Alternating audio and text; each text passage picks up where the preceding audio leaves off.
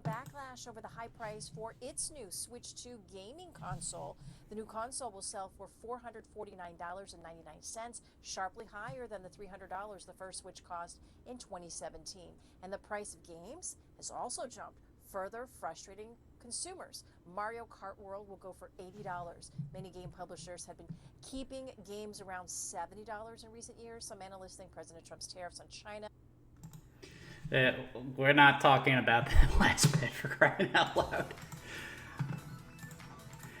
Anyway, good evening, folks. Got another Bladeslinger vlog for you. So, I don't know if you guys are in the know, but some big things have been happening in the video game industry the past couple of days. Namely, the recent Nintendo Direct, which was all about the upcoming successor to the Nintendo Switch, the creatively titled Nintendo Switch 2. And I gotta tell you, it was one hell of a show. Like, I am super excited for the Nintendo Switch 2. Mario Kart World looks absolutely amazing. I cannot wait to play that one.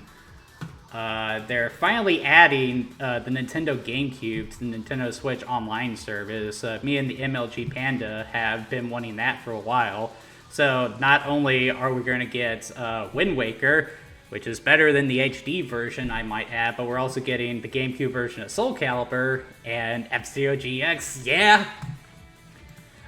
The chat features look fantastic. That's going to make streaming a lot more convenient, I think, especially when we get to Mario Party Jamboree and Mario Kart World when we eventually do that one.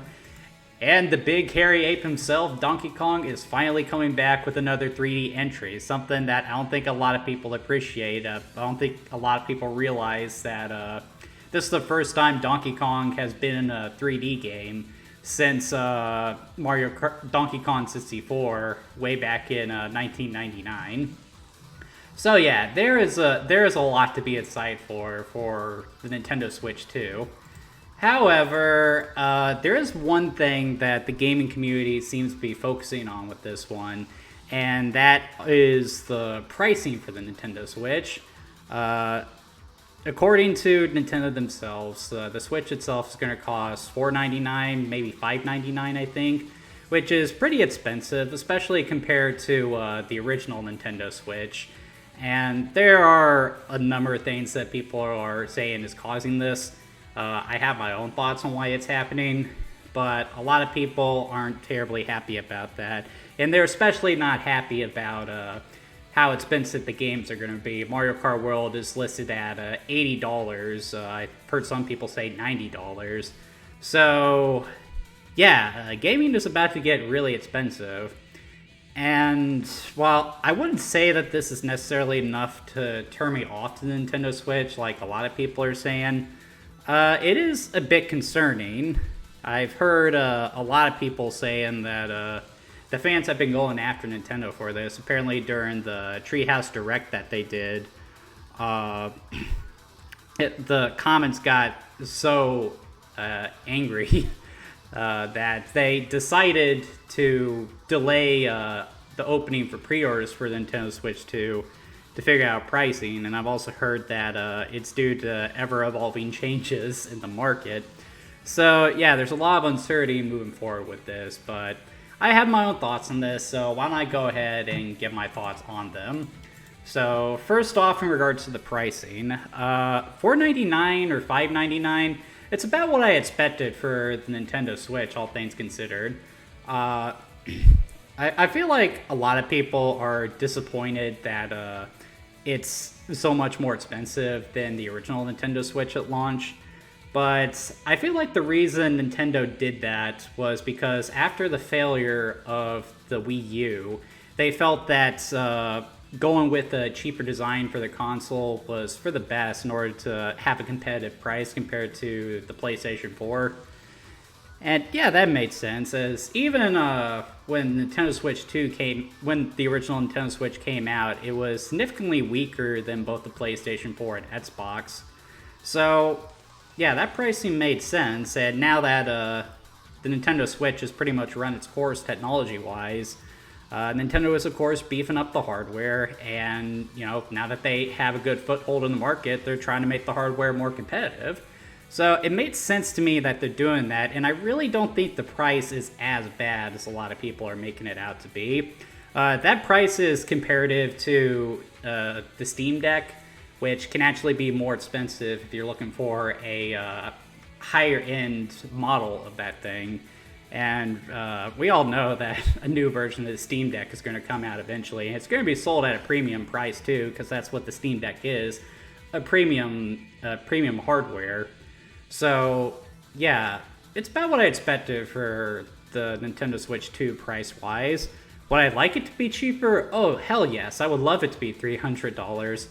But if Nintendo wants to stay competitive, they do have to beef up the hardware. So I don't really have an issue with that price point. And also, let's be real. Is that really as bad as Sony with the PS5 Pro? That thing could go for almost $800, people. And there's jack shit to play on the PS5 too. You can count the exclusive on one hand. So, and you know that Nintendo is going to bring their A game with the exclusives. But that brings us to the other big issue with Nintendo Switch a lot of people are having. And that is the price of games. So, as the new generation started, you know, PlayStation 5, I want to say Xbox Series S, but that thing isn't competitive anymore. People have noticed that the price of games have gone up. At least if you're looking at the AAA market. AAA games like the Callisto Protocol, The Last of Us, Astrobots, all stuff like that. They're being sold at $70. And, you know, eventually the price of games is going to go up, especially with how expensive production is getting. But, you know, a lot of people aren't happy about Nintendo suddenly beefing the price up to $80. And I'm not terribly happy about that either, because that is a lot of money for a video game. However, I don't think that's going to be for every game that comes out on Switch. It's not like that's going to be a uniform price for physical games. Even now, while there are games on the market that do go for $70, there's still plenty of games that are still sold at the $60 price or the $40 price. And there are probably going to be tons of indie games as well. Re-release of older games are probably going to be sold at much cheaper prices. So I feel like people are sort of overblowing the added price of the the Nintendo Switch 2 games just a little bit out of the market, especially in regards to Mario Kart World. Because one thing I'm wondering with Mario Kart World is if the reason Nintendo is pricing the game like that is because they're planning to do with it what they did with Mario Kart 8 Deluxe, where they released a Mario Kart game basically around the start of the console's life cycle, and then just kept supporting it. Because Mario Kart 8 Deluxe, that game was basically around for the entirety of the Nintendo Switch's life cycle, and they supported it clear up until a couple of years ago. So I'm curious if we're going to get a bunch of out-of-the-box content for Mario Kart World, and Nintendo is just going to keep adding to it as the years go by. Now, if Nintendo rolls out this game and then they start charging an arm and a leg for the first DLC pack, then I'm going to get really grumpy. But for now, I'm accepting of that price. Maybe less so for Donkey Kong Bonanza, because I don't see them turning that into a live service game. But yeah, that price is going to be a turnoff for a lot of people. But as I said, price of games are going to go up no matter what you do. And especially now that, you know, I can't think of his name, but there is some fool who's trying to exert economic dominance over the rest of the world and not realizing that when you throw an economic punch at someone, they're probably going to throw an economic punch back. So, yeah, screw that guy. And one last thing I've also heard people complain about that has also just has me rolling my eyes. The fact that Nintendo Switch 2 is going to feature updated games for, you know, Nintendo Switch games that are going to be on Switch 2 as well, with, you know, graphical updates, stuff like that, plus new content, and people having to pay again for that. Well, if they charge $80 for that, and you paid $60 at launch for the game on Nintendo Switch, then you buy like maybe the $20 upgrade pack for the new game, that's completely reasonable. And like, why do you complain about that? It's that Sony does the same thing. I do feel like there might be some double standards going on here, but what are you gonna do? So yeah, while the price of this Nintendo Switch 2 is a little concerning, I still have high hopes for the Switch 2, and that's primarily because it is Nintendo.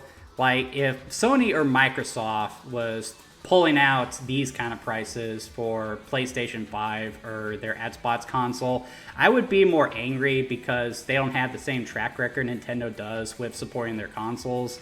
Microsoft, I think, kind of speaks for themselves, and PlayStation 5, like, I've talked enough about how poorly Sony has done with that in recent years.